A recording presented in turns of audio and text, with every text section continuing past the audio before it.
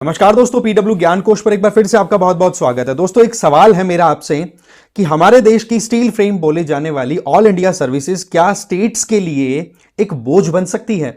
क्या public welfare schemes को implement करने में प्रशासनिक सेवाएं एक उलझन या हर्डल का काम कर सकती हैं? ऐसा ही कुछ स्टेटमेंट अभी रिसेंटली हिमाचल प्रदेश की सरकार के leader, that means Himachal Pradesh के चीफ मिनिस्टर सुक्खू ने कह दिया कि भाई प्रशासनिक जो व्यवस्थाएं हैं, ऑल इंडिया सर्विसेज जो हैं, आईएएस आईपीएस के तहत जो लोग भी रिक्रूट होकर के हमारे स्टेट में आते हैं, बोले उनकी हमें अब नयों की जरूरत नहीं है। हमारे पास में केवल 70 लाख की आबादी है। आईएएस ऑफिसर की सैंक्शन स्ट्रेंथ 153 है। बोले ये हमारे देश का एवरेज उठा करके देखें तो हमारे स्टेट के अंदर ये एक बर्डनसम कंडीशन बनती चली जा रही है। तो ये एक प्रशासनिक हलचल का बहुत बड़ा कारण बन गया है। यहां पर हम पूरा डिटेल में जानने की कोशिश करेंगे कि ऐसा क्यों कहा, क्या इसके पीछे कोई सब्सटेंस भी है या केवल और केवल सेंटर और स्टेट के बीच में पावर स्ट्रगल का पॉइंट है। देखो, ऐसा पहली बार नहीं है कि जब हिमाचल प्रदेश की सरकार के द्वारा इस तरीके के स्टेटमेंट दिए गए।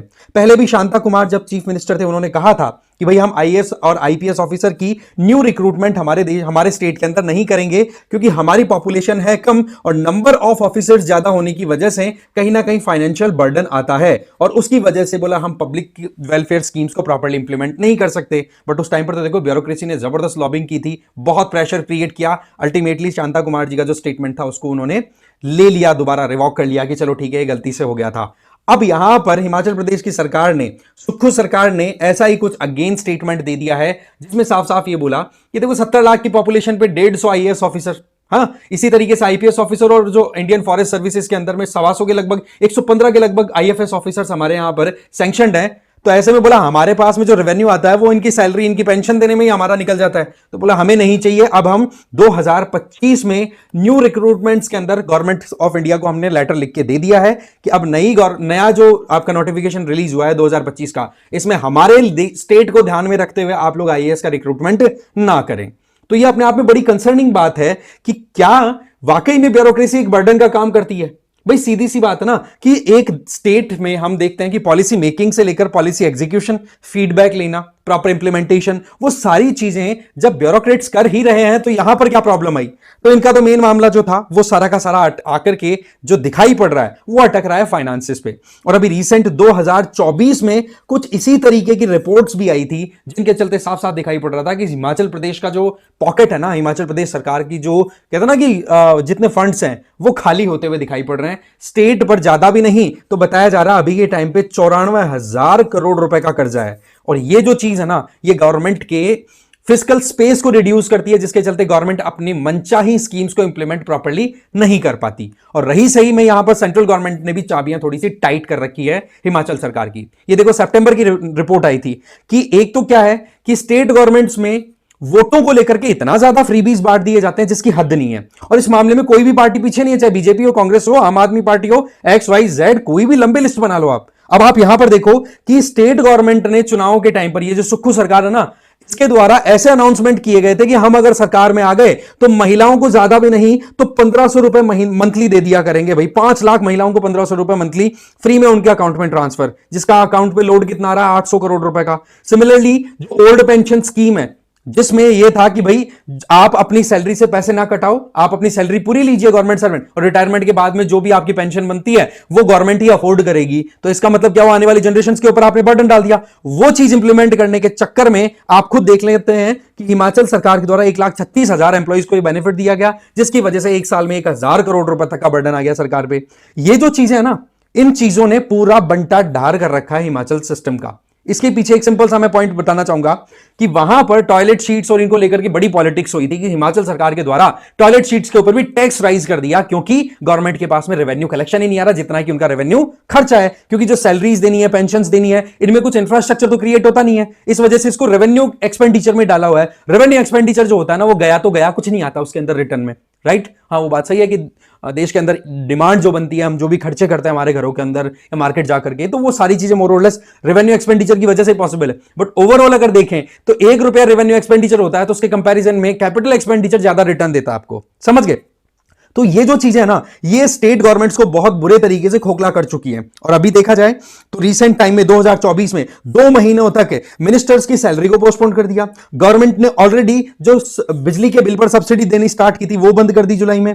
इसके अलावा केवल जो बीपीएल फैमिली है या फिर integrated rural development programme IRDP के अंडर में या वीकर सेक्शंस हैं, उन्हीं को केवल वो पावर सब्सिडी दी जा रही है, अदरवाइज सबको बंद कर दी गई। इलेक्ट्रिसिटी बोर्ड्स हैं वो बर्बादी के कगार पर एकदम चल रहे हैं, बस पता नहीं क्या हो क्या रहा है, समझ नहीं आ रहा है। सरकारें बिल्कुल भी बिना सोचे समझे काम करती चली जाती है। और अल्टीमेटली देखो एक चीज मैं आपको बता देता हूं, माना कि जिसको नीड है उसको तो देखो आपको फ्रीबीज की या फिर कहें कि कहीं ना कहीं फाइनेंशियल असिस्टेंस देने की जरूरत पड़ती है, बट पॉइंट इज कि कहीं ना कहीं हमें पुरुषार्थ को ही प्रमोट करना एक हमारे पास में सबसे बड़ा सॉल्यूशन होता है। दैट मींस अपनी मेहनत करो, मेहनत के बदले पैसे कमाओ, राइट। बट वही चीज है कि इतनी गंदी पॉलिटिक्स हमारे देश के अंदर होने लग गई है, जिसके चलते स्टेट्स फ्री में चीजें बांट बांट करके, स्टेट्स का मतलब ये जो पार्टीज हैं बांट बांट करके और केवल लोगों को और अपनी तरफ करना चाह रही है। बट अल्टीमेटली वो बर्डन किस पे है भाई? हिमाचल के ऊपर अगर आज के टाइम पर मैंने बताया 94,000 करोड़ रुपए तक का है, ये तो सितंबर का है, 86,589 करोड़, तो अभी 94,000 करोड़, ठीक है, इतना कर्जा है, ये किस पे है भाई? हिमाचल के लोगों पर है। सीधी सी बात है,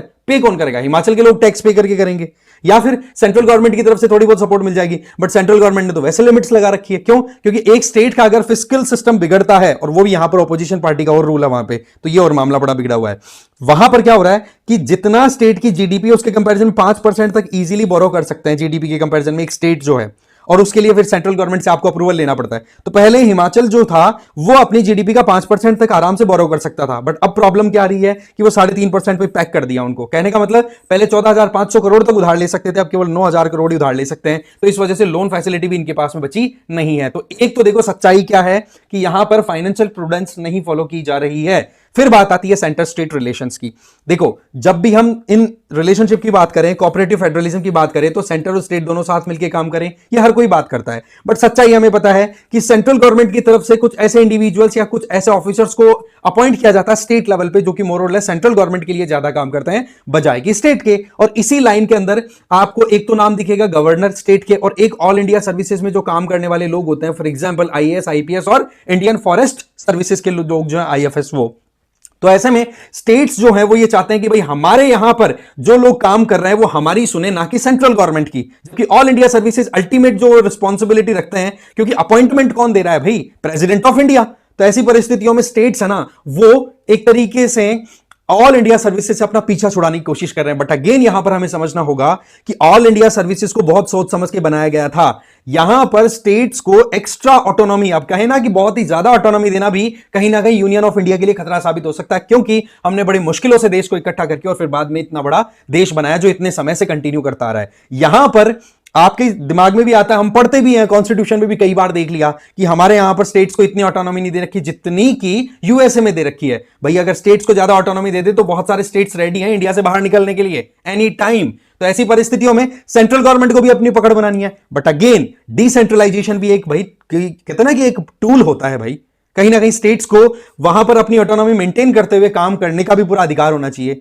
तो इसमें जो ऑल इंडिया सर्विसेज है ना, ये उलझी रहती है हमेशा, ठीक है। और इसकी अगर हम बात करें हमारे कॉन्स्टिट्यूशन में, तो देखो सरदार पटेल जी ने तो साफ साफ ये कह दिया था भाई इंडिया को इंटीग्रेटेड रखना है तो हमें ऐसे सर्विसेज और ऐसा सिस्टम हमें डेवलप करना होगा जो कि सेंटर को थोड़ा पावरफुल बनाए। इसी में ऑल इंडिया सर्विसेज भी आ जाती हैं, ठीक है। तो ऐसे में आर्टिकल 309 है ना, वो तो ये कहता है कि स्टेट्स अपने लेवल पे और सेंटर अपने लेवल पे जो एडमिनिस्ट्रेटिव सर्विसेज हैं उनको खड़ा कर सकते हैं और उनको मेंटेन करने का काम कर सकते हैं इंडिपेंडेंटली। इसी तरीके से आप देख सकते हैं स्टेट अपने पीसीएस लेवल की एग्जाम कंडक्ट कराते हैं और ऑल इंडिया लेवल की यूपीएससी कंडक्ट करा देती है।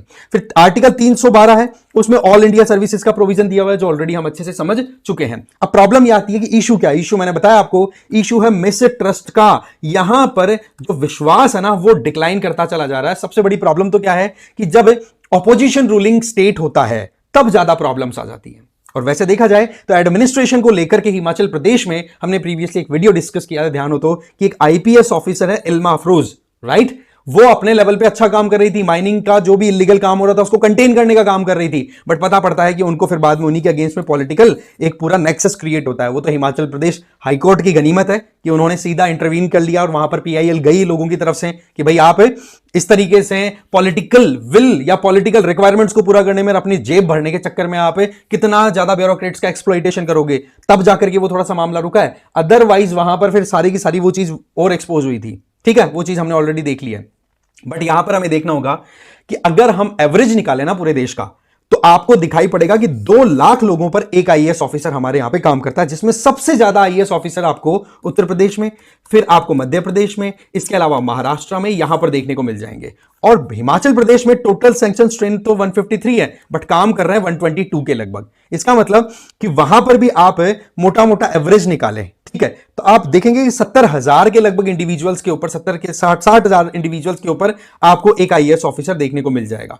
अब देखने वाली बात यह है कि हिमाचल प्रदेश ने जो कदम उठाया है, क्या ये आगे होगा या नहीं, क्योंकि पहले भी मैंने बताया शांता कुमार जी की सरकार ने किया था, बट वो अंडर प्रेशर आकर के फिर उन्होंने विड्रॉ कर लिया था। बट अगेन वही बात है कि पॉलिटिक्स है कि किस हद तक जाएगी, देखने वाली बात है। और दूसरा, कितना ज्यादा हिमाचल का कहता है ना फिस्कल डिस्टर्बेंस क्रिएट हो रखा है, वो भी हमने समझ लिया। बाकी जो डेवलपमेंट्स आएंगे समय बताएगा। आपका क्या ओपिनियन है कमेंट करके जरूर बताना। इसके अलावा पीडब्ल्यूआईएएस की तरफ से यूपीएससी प्रीलिम्स 2025 के लिए आपके लिए पावर प्रैप प्रोग्राम रन कराया जा रहा है, जिसमें क्रैश कोर्स भी है और आपकी टेस्ट सीरीज भी इसमें इंक्लूडेड है। लाइव लेक्चर्स होंगे, प्रैक्टिस होगी डेली बेसिस पे, लाइव सॉल्यूशंस दिए जाएंगे, और सबसे इंपॉर्टेंट चीज मेंटरशिप, कि कहीं पे कोई भी प्रॉब्लम हो, एकेडमिक या नॉन एकेडमिक, आपको हेल्प मिलेगी, राइट। इसके अलावा जीएस और सीसेट के टेस्ट आपके होंगे, पहले सेक्शनल और फिर बाद में फुल लेंथ, जो कि आपके मेन एग्जाम के हिसाब से तैयारी होगी।